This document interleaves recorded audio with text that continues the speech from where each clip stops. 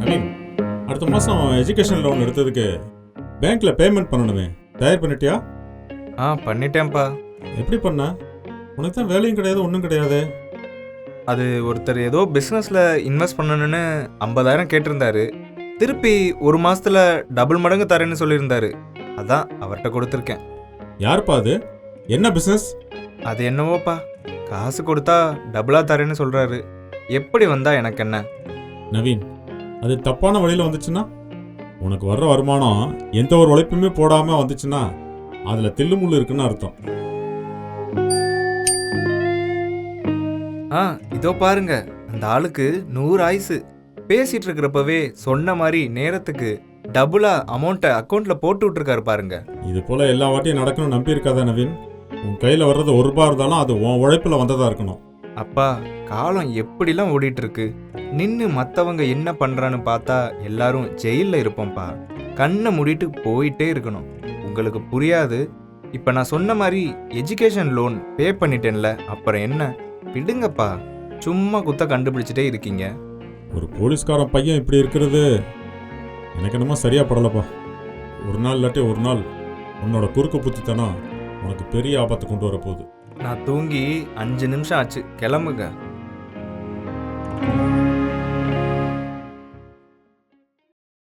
டேய், எப்படிடா இவ்வளோ சம்பாதிச்ச? டேய் சத்தமா பேசாதடா. இவ்வளோ காசு எப்படி வந்ததுன்னு நான் சொல்றேன், ஆனா நீ யாருக்கிட்டையும் சொல்லக்கூடாது, சரியா? சத்தியமா சொல்ல மாட்டேன்டா. எனக்கு தெரிஞ்ச ஒரு சாமி இருக்காரா, அவர்கிட்ட போனா ₹1 கொடுத்தா கொஞ்ச நேரம் கழிச்சு அது ₹2 டபுளா மாத்தி கொடுப்பாரா. என்னடா சொல்ற? ஆமாண்டா, எனக்கு அவரை ரொம்ப நல்லா தெரியும்டா. எனக்கு எப்பெல்லாம் பணம் தேவைப்படுதோ அப்பெல்லாம் நான் அவர்கிட்ட ₹1000 கையில கொடுத்து வேண்டிட்டு இருப்பேன்டா கொஞ்ச நேரம். அப்போ உடனே எனக்கு டபுளா ₹2000 திரும்பி கொடுத்துருவாரா. டேய், கொஞ்சம் எனக்கும் அவர் எங்க இருக்காருன்னு சொல்லுடா. சரி, இதை யாருக்கிட்டையும் சொல்லக்கூடாது, சரியா? ஊர் எல்லையில ஒரு ஏரி இருக்குல்ல, அங்க ஒரு குகை இருக்குடா. அங்கதாண்டா அவர் தியானம் பண்ணிட்டு இருக்காரு. ஓஹோ, அப்படியா கதை? நாளைக்கு அந்த சாமியார்கிட்ட ஒரு விசிட்டை போட்டுட வேண்டியதுதான்.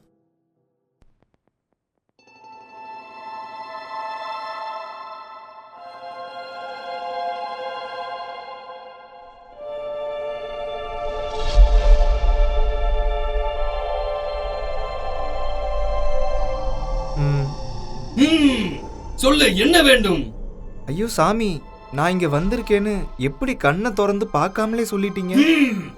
உன்னோட உருவத்தை என்னால இருட்டுல பார்க்கவும் முடியும், நீ பேசாமலே நீங்க எதுக்கு வந்திருக்க சொல்லிட்டு என்னால கண்டறியவும் முடியும். என்ன சாமி நல்லா திமிரா பேசுது. சரி, எதுக்கு வந்திருக்கேன்னு சொல்லுங்க பாப்போம். நீ பணத்தாசை பிடிச்சவன், நீ என்னை உபயோகப்படுத்திக்க வந்திருக்க. ஐயோ, என்ன இந்த ஆளு எல்லாத்தையும் புட்டு புட்டு வைக்கிறாரு. சரி, அதான் நான் எதுக்கு வந்திருக்கேன்னு தெரியுதுல. ஏதோ உங்க கையில காசு கொடுத்தா அதை டபுள் பண்ணி தருவீங்களாம். எங்க இந்த ₹10 டபுள் ஆக்கி காட்டுங்க. ஆசை நிறைவேற வேண்டும் என்றால் கண்மூடி புகழ்பாடும் மூடனே. மூடனா? என்ன சாமி ஓவரா பேசுறீங்க? பார்க்க நோஞ்சா மாதிரி இருக்க, தலைகீழா தொங்க விட்டுருவேன். நான் சொல்றத செய், இல்லனா வெளியே போ.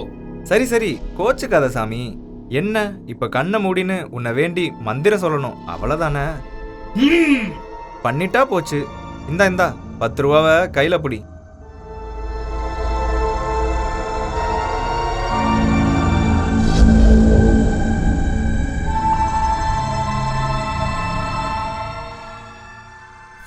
ஆஹா, போடுறா.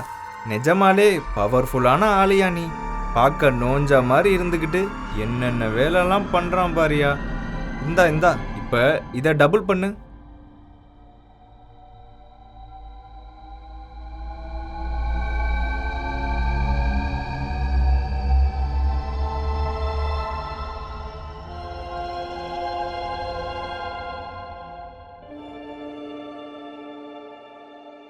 என்ன சாமி, நேரம் ஆச்சு, எங்க அந்த காசு?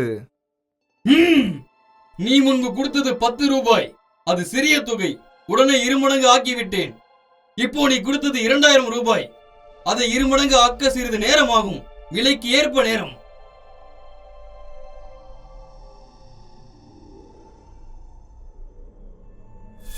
ஆகா, நிமிஷத்துல பணக்காரன் ஆயிடலாம் போலயே.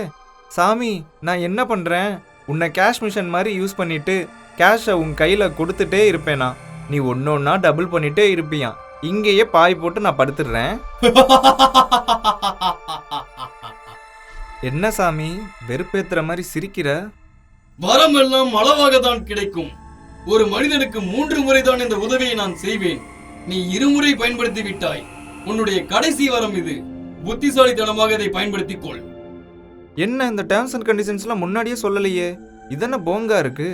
ஆசை காட்டி மோசம் பண்றியே சாமி. இந்த கடைசி வரம் நல்லா பெருசா கறந்துட வேண்டியதுதான். ஆனா என் கையில காசு இல்லையே, என்ன பண்றது? சாமி இந்தா இத வச்சுக்கோ. என்னது இது? என்ன நான் கொடுக்கறத டபுள் பண்ணி தருவேன், அதான லாஜிக்கு.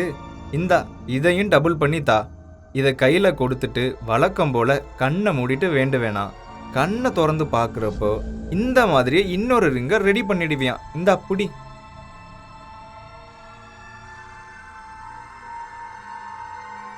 என்ன சாமி எல்லாம் முடிஞ்சிடுச்சா?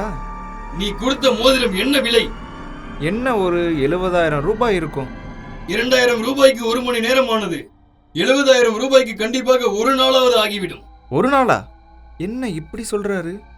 லைட்டா சந்தேகம் வருதே. என்ன சந்தேகமா? என்னையே சந்தேகப்படுகிறாயா?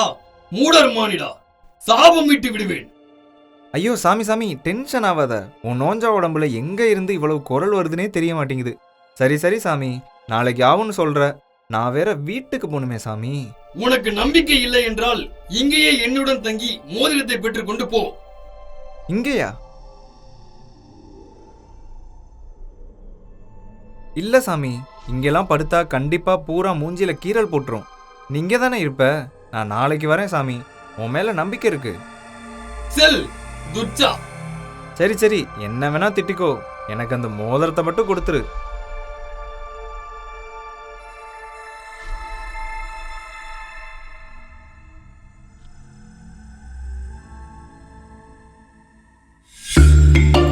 யோ என்னையா, நானே அவன் எப்போ போவான்னு வெயிட் பண்ணிட்டு இருந்தேன். நீ இங்கேயே தங்க சொல்ற? ஐயா ரொம்ப கடுப்பேத்துறான் பாய்வன். ஒரு 10 ரூபாய் கொடுத்துட்டு நோண்டி நோண்டி கேள்வி கேட்கிறான் பாத்தியா? இதுல திமிரு வேற. விடு விடு, அதான் தங்க மோதிரத்தை கொடுத்துட்டு போயிட்டானே, இது போதாது? எப்படி கரெக்டா பேசி அவன் காதுல விடுற மாதிரி அவனை ஏமாத்தி இங்க கூட்டு வந்தான் பாத்தியா? இப்ப நீ எங்க பங்கை எடு. முதல்ல இந்த இடத்துல இருந்து ஜூட் விடுவோம் வாயா.